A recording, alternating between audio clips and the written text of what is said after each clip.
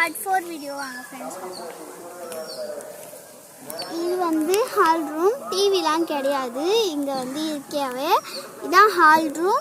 அப்படியே பக்கத்துலேயே வந்தீங்கன்னா மேக்கப் போட்டுருவோம். கேர்ள்ஸுக்கு தனியாக நாங்கள் இருக்கணும்னு மேக்கப் போடுறோம்.